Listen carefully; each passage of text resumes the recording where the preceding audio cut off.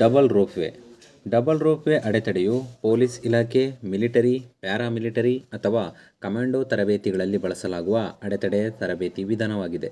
ಈ ಅಡೆತಡೆಯು ಹೆಚ್ಚು ಶಾರೀರಿಕ ಸಾಮರ್ಥ್ಯ, ಸಮತೋಲನ ಮತ್ತು ಧೈರ್ಯವನ್ನು ಅವಲಂಬಿಸಿದೆ.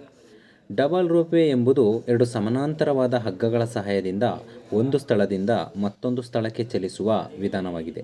ಇಲ್ಲಿ ಎರಡು ಹಗ್ಗಗಳು ಪರಸ್ಪರ ಸಮಾನಾಂತರವಾಗಿರಬಹುದು ಅಥವಾ ಒಂದರ ಮೇಲೆ ಒಂದು ಹಿಗ್ಗಿರುವಂತೆ ಇರಬಹುದು. ಎರಡು ಸಮಾನಾಂತರ ಹಗ್ಗಗಳಲ್ಲಿ ಕೆಳಗಿನ ಹಗ್ಗ ಕಾಲುಗಳನ್ನು ಇಡಲು, ಮೇಲಿನ ಹಗ್ಗ ಕೈಗಳಿಂದ ಹಿಡಿದುಕೊಳ್ಳಲು.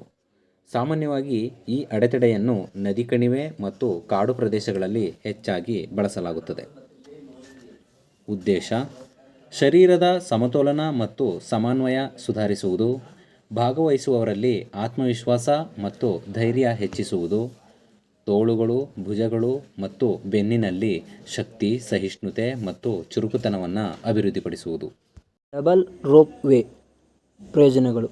ಡಬಲ್ ರೋಪ್ವೇ ತರಬೇತಿಯು ವಿಪತ್ತು ನಿರ್ವಹಣೆಯಲ್ಲಿ ಹೆಚ್ಚು ಮೌಲ್ಯಯುತವಾದ ಅಂಶವಾಗಿದೆ. ವಿಪತ್ತಿನಲ್ಲಿ ಸಿಲುಕಿದವರನ್ನು ರಕ್ಷಿಸಲು ರಕ್ಷಣಾ ತಂಡದ ಸಿಬ್ಬಂದಿಗಳು ಪ್ರವಾಹಕ್ಕೆ ಒಳಗಾದ ಪ್ರದೇಶಗಳು, ಕಲ್ಲು ಮಣ್ಣುಗಳು ಮತ್ತು ಕಡಿದಾದ ಇಳಿಜಾರುಗಳನ್ನು ಒಳಗೊಂಡಂತೆ ಸವಾಲಿನ ಭೂಪ್ರದೇಶಗಳನ್ನು ನ್ಯಾವಿಗೇಟ್ ಮಾಡಲು ಈ ಅಡೆತಡೆ ತರಬೇತಿಯು ಸಹಾಯಕವಾಗಿದೆ. ಡಬಲ್ ರೋಪ್ವೇಯು ಅಡೆತಡೆ ತರಬೇತಿಯು ಸಿಬ್ಬಂದಿಗಳಿಗೆ ಸುರಕ್ಷತಾ ಮತ್ತು ರಕ್ಷಣಾ ಹಗ್ಗಗಳನ್ನು ಪರಿಣಾಮಕಾರಿಯಾಗಿ ಬಳಸಲು ಕಲಿಸುತ್ತದೆ, ಅಪಾಯಗಳನ್ನು ಕಡಿಮೆ ಮಾಡುತ್ತದೆ ಮತ್ತು ಸಿಬ್ಬಂದಿಗಳ ಸುರಕ್ಷತೆಯನ್ನು ಖಾತ್ರಿಪಡಿಸುತ್ತದೆ.